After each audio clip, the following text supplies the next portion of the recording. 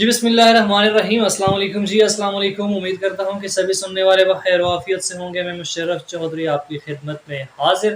Viewers, آج ہم بات کریں گے کل جو میچ ہوا پاکستان کا مقابلہ ہندوستان، اس پہ اس کے ساتھ ساتھ ہم ڈسکس کریں گے نسیم شاہ اور حارث رؤف کی انجری، اور ساتھ ہی ساتھ آج جو میچ ہو رہا ہے سری لنکا کا مقابلہ بھارت، اس پہ بھی ہم بات کریں گے۔ سب سے پہلے ہم بات کر لیتے ہیں کل کا جو میچ ہوا، اس میں پاکستان سے کیا بڑی غلطی ہوئی جس کی وجہ سے پاکستان کو ایک بہت بڑے مارجن سے شکست کا سامنا کرنا پڑا۔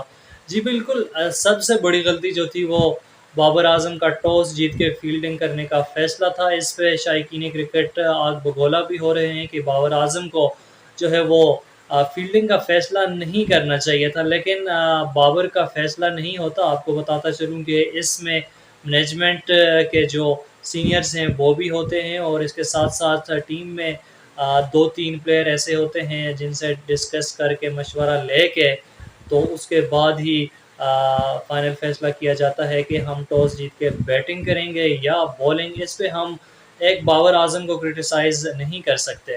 تو بہت بڑی یہ غلطی تھی جس کی وجہ سے پاکستان شکست سے دوچار ہوا بہت بڑے مارجن سے۔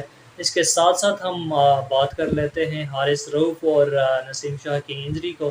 تو بری خبر ہے پاکستان کے لیے کہ نسیم شاہ اور حارث رؤف باقی ماندہ جو ایشیا کپ کے میچز ہیں ان میں نہیں کھیل پائیں گے۔ ان کی جگہ جی بلا لیا ہے زمان خان اور شاہنواز دھانی کو سری لنکا۔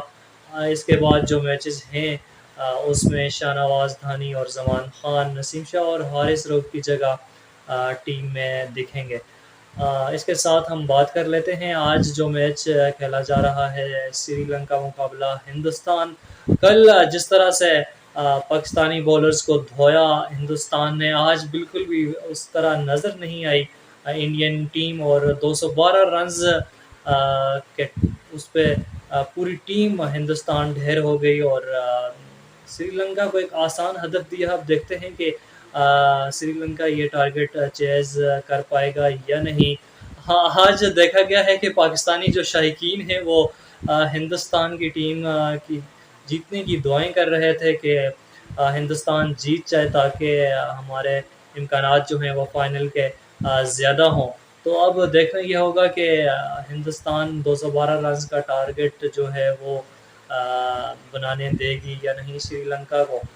حالانکہ سری لنکا میزبان ٹیم ہے اور اچھی ینگ ٹیم ہے، امید تو یہی کی جا رہی ہے کہ سری لنکا بآسانی یہ میچ جیت جائے گا، لیکن آج کی جو پچ ہے وہ کل کا جو میچ ہوا ہندوستان پاکستان کا بالکل اس سے مختلف ہے۔ بہت سارے دوست جو ہیں وہ کرٹیسائز کر رہے ہیں پاکستانی اسپنرز کو کہ شاداب خان کی جگہ نہیں بن رہی پاکستانی ٹیم میں، وہ ایسی بولنگ کر رہا ہے، اسپن نہیں ہو رہی۔ تو ایسی بات نہیں ہے، کل ایک اور پچ تھی، آج اور پچ ہے۔ آج دیکھا گیا ہے کہ اسپنرز بڑی کمال کی بولنگ کر رہے ہیں اور اسپن بھی ہو رہی ہے، بہت زیادہ ٹرن بھی ہو رہی ہے۔ تو اس پہ ہم کرٹیسائز نہیں کر سکتے ایک میچ کو لے کے۔ امید کرتے ہیں کہ آنے والے میچ میں پاکستان کی جو ٹیم ہے وہ اچھا کھیل پیش کرے گی اور شائقین کرکٹ جو ہیں ان کو مایوس نہیں کرے گی۔ تو انشاءاللہ جی ایک نئے ولاگ کے ساتھ آپ کی خدمت میں بہت جلد دوبارہ حاضر ہوں گے۔ اللہ حافظ۔